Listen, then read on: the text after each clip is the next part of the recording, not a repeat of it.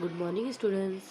तर आज आपण मराठीमध्ये करणार आहोत वाक्य प्रचार. वाक्य प्रचार मैंने आप लोगों को पहले भी करवाया है ना. ये हिंदी में जिसे क्या कहते हैं, मुहावरे, और मराठी में भी मैंने करवाया है वाक्य प्रचार. तो हम लोग थोड़ा सा और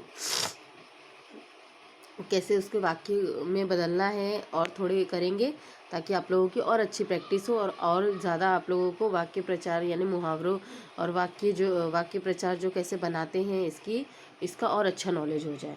और ये भी आप लोगों को ग्रामर की बुक में लिखना है मराठी के. और अगर वहाँ पे तो जगह नहीं बचा होगा जहाँ पे पहले वाक्य प्रचार लिखा होगा, तो न्यू पेज पे भी हेडिंग डाल के आप लोग लिख सकते हैं.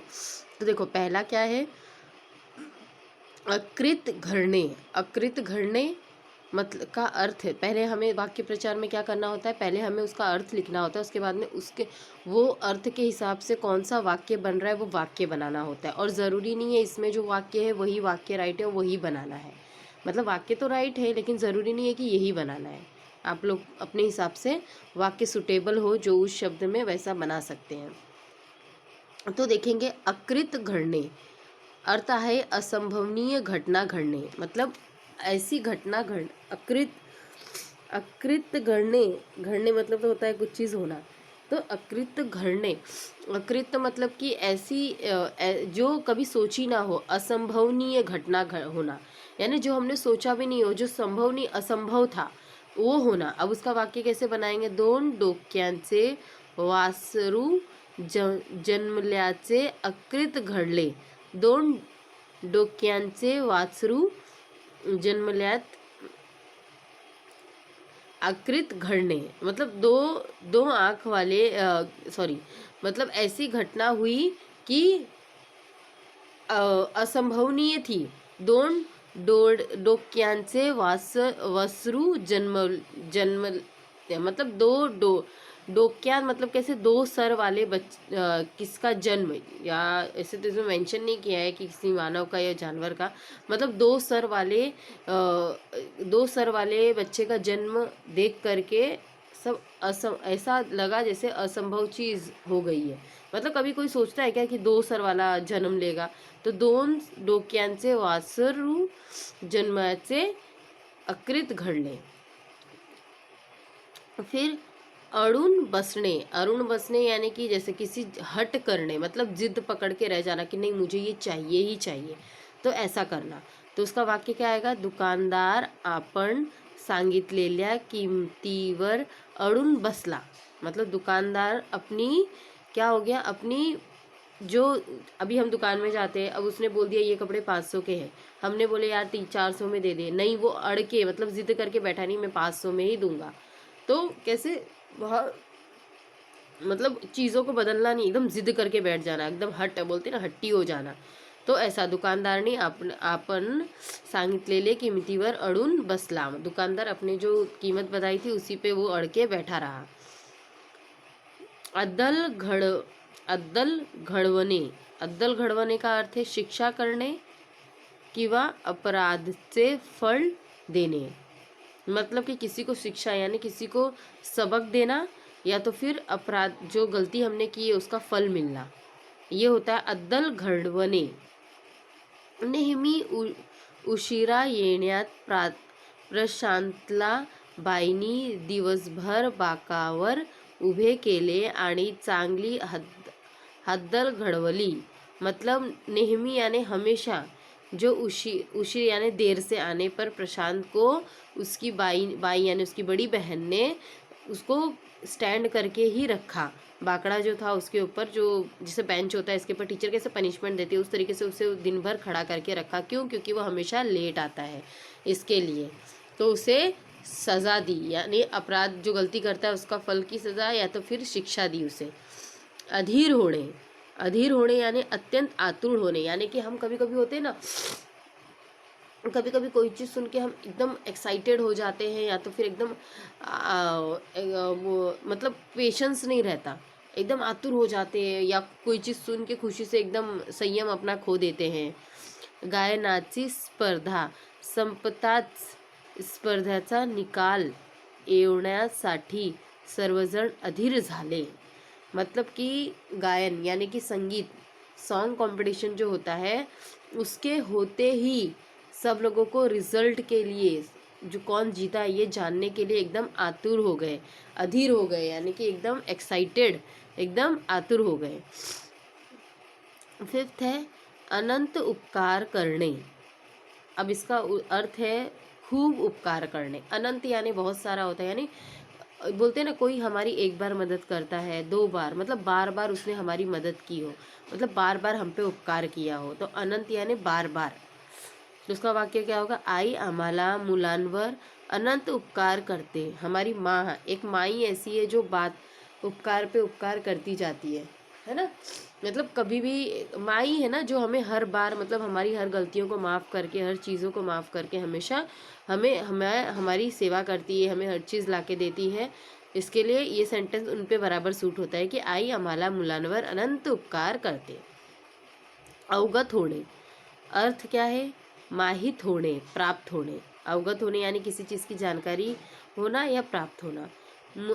मधुराला गायन कला चांगली अवगत झाली आहे। मधुराला गायन कला चांगली अवगत झाली आहे, यानी कि मधुराला जो थी नाम है, उसे गायन यानी कि सॉन्ग का बहुत ही अच्छा एक्सपीरियंस और नॉलेज मिल गया है, अवगत हो गई है वो कि संगीत के कैसे कैसे सुरताल होते हैं, कैसे मतलब सिखाते हैं, वो हर एक चीज़ों को उसने सीख लिया है। अहोरात्र परिश्रम घेणे, यानी रात्र दिवस कष्ट करने। अहोरात्र यानी कि रात दिन मेहनत करना। अब जैसे कि अगर हमें लाइफ में कुछ पाना है, कुछ अचीव करना है, आज आपको चाहिए कि मुझे अच्छे परसेंट आए, मुझे अच्छे मार्क्स आए, तो आप लोग रात रात भर, दिन दिन भर क्या करेंगे, पढ़ाई करेंगे ना अच्छे मार्क्स लाने के लिए। तो उसी तरीके से पती निधनानंतर सावित्रीबाईंनी अहोरात्र परिश्रम घेऊन संसार केले। मतलब पति यानी पति के मरने के बाद, निधन यानी मरना, पति की मृत्यु के बाद भी सावित्रीबाई फुले ने दिन रात मेहनत करके अपना संसार, घर संसार बसाया। अंतर कापणे अर्थात ठराविक अंतर पार करणे, यानी जो डिफरन्स है उसे पार करना। शाळेत जाण्यासाठी मी रोज 1 मैल अंतर कापतो, यानी कि मैं स्कूल जाने के लिए रोज 1 मैल अंतर, यानी इस अंतर को मैं पार करता हूँ। आगमन होणे अर्थ प्रवेश होणे। आगमन होणे यानी प्रवेश होणे। वाक्य, या वर्षी पावसाचे वेळेवर आगमन झाले। या वर्षी पावसाचे वेळेवर आगमन, आगमन यानी कि आना, प्रवेश लेना किसी चीज़ में, जैसे स्कूल में आप एडमिशन ले रहे हो तो आगमन हो गया स्कूल में आपका। तो या वर्षी पावसा, या इस साल बारिश फर्स्ट आई तो हमने ये कहा कि या वर्षी पावसाचे वेळेवर यानी टाइम पर आगमन हो गया। फिर 10 है आग्रह करणे। अर्थ क्या है, निर्धारणे पुनः पुनः सांगणे। आग्रह करना यानी किसी से हम रिक्वेस्ट करते हैं ना, बार बार उन्हें बोलना। रामभाऊनी दामूला जेवणाचा आग्रह केला। रामभाऊ ने क्या किया, उन्हें खाने के लिए आग्रह किया, यानी रिक्वेस्ट किया कि आप खा लीजिए। आचरणात आणणे अर्थ क्या है, वागणे, वर्तन काढणे। आचरणात आणणे, वागणे, वर्तन करणे, म्हणजे मतलब अपनी व्यवहार में वर्तन करणे। आचरणात आणणे मतलब एक तरह से हम लोग अपने व्यवहार में जो परिवर्तन लेके आते हैं ना, वो होता है। तर विशालने बाबांचा उपदेश आचरणात आणला, मतलब पापा ने जो उपदेश दिया, जो बताया बातें, वो क्या किया, विशाल ने अपने आचरण में उसे लेके आया। आनंदाला पारावार नसणे, अतोनात आनंद होणे, मतलब बहुत ज़्यादा आनंद होना, खुश होना। संतोषच्या शाळेत सत्कार केला तेव्हा त्याचा आईच्या आनंदाला पारावार नव्हता। मतलब कहने का कि जब बहुत ज़्यादा बच्चे को सक्सेस देखते हैं या कोई भी चीज़ में हम फर्स्ट आते हैं या कुछ ऐसी चीज़ें घटती है जिससे हमारी खुशी का ठिकाना नहीं रहता, तो उसी तरीके से जैसे संतोष को स्कूल में सत्कार किया, उसको सत्कार यानी कि उसको किसी चीज़ में प्राइज़ मिला, उसको रिस्पेक्ट मिला, तो माँ ने ये देख करके उनकी माँ का खुशी से ठिकाना न रहा। ऐसा होना। आरूढ़ होणे अर्थात स्वार होणे यानी किसी चीज़ को लेकर के सवार हो जाना। सरकशीमध्ये विदूषक उंटावर आरूढ़ झाला। जो सर्कस में विदूषक थे वो ऊँट पर सवार हो गए।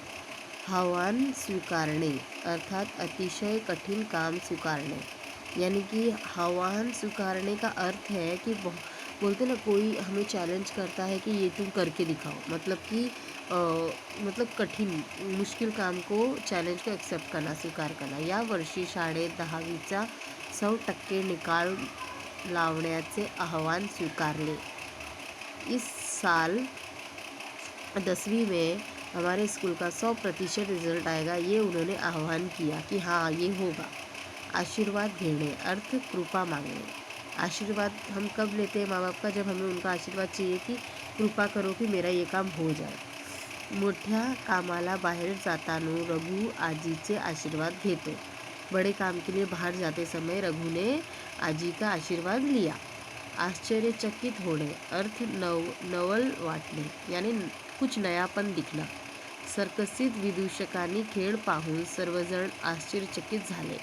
विदूषक यानी कि जो जैसे हम सर्कस देखने जाते तो हम क्या है, विदूषक है। तो सर्कस में खेल देख करके सब आश्चर्य हो गए, मतलब एकदम अलग अलग, बोलते हैं सर्कस में बहुत अलग अलग टाइप के खेल दिखाते हैं, तो एकदम शॉक्ड हो गए। आज्ञा करणे अर्थ हुक्म देणे, आदेश देणे। ये आज्ञा यानी कि सीधी सी बात है, हम किसी को ऑर्डर देते ना, मुझे ये करके दो, हुक्म देना। गरिबांना त्रास देण्यात शिवाजी महाराजांनी तुरुंगात टाकण्याची आज्ञा केली। गरीबों को त्रास यानी कि गरीबों को सताने की सज़ा में शिवाजी महाराज ने तुरुंगात यानी जेल में लोगों को डाल दिया जिन्होंने गरीबों को सताए थे। उतावीड़ होणे यानी कि अधीर होणे, यानी ये भी एक तरह से यही है कि बहुत उतावला हो जाना किसी भी चीज़ के लिए, तुरंत एक्साइटमेंट तुरंत करने के लिए। सिनेमाला जाण्यासाठी छोटा मदन उतावीड़ झाला। अभी जैसे मम्मी घर में बोल दे चलो हम लोग आज डिनर पे जाएंगे, चलो आज हम लोग गेम खेलने जाएंगे, चलो आज हम लोग पिकनिक जाएंगे, तो हम लोग के एकदम उतावला हो जाते जाने के लिए, अरे चलो चलो चलो। उत्तेजन मिलने अर्थ प्रोत्साहन मिलने। उत्तेजन यानी किसी से हमें अप्रिशिएट मिलता है ना कि हाँ चलो हम ये कर सकते हैं, प्रोत्साहन मिलना, तो हमें वो काम करने में कि हाँ तुम कर सकते हो, तो हम क्या उत्साहित हो जाते कि हाँ मैं कर सकता हूँ। गाणे शिकायला आईकडून मला प्रोत्साहन मिलने, तो माँ से मुझे प्रोत्साहन मिला गाना सीखने का। तो इस तरीके से बहुत सारी सेंटेंस हम बना सकते हैं। उदास होणे अर्थ खिन्न होणे। वाक्य आई बाबांनी सहलीला पाठवले नाही म्हणून सोनाली उदास झाली। उदास होना, खिन्न होना, उदास होना। आई मम्मी पापा ने हमें सहली यानी घूमने के लिए जाने नहीं दिया, पिकनिक होगा उसमें जाने नहीं दिया, इसलिए वो उदास हो गए।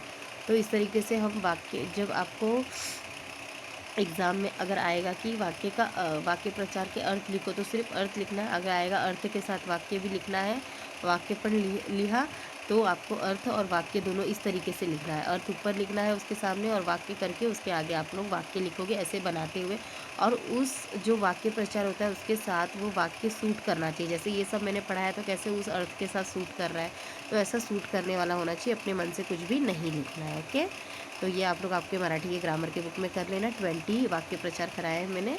Okay, so wise students and take care and complete your book. Okay.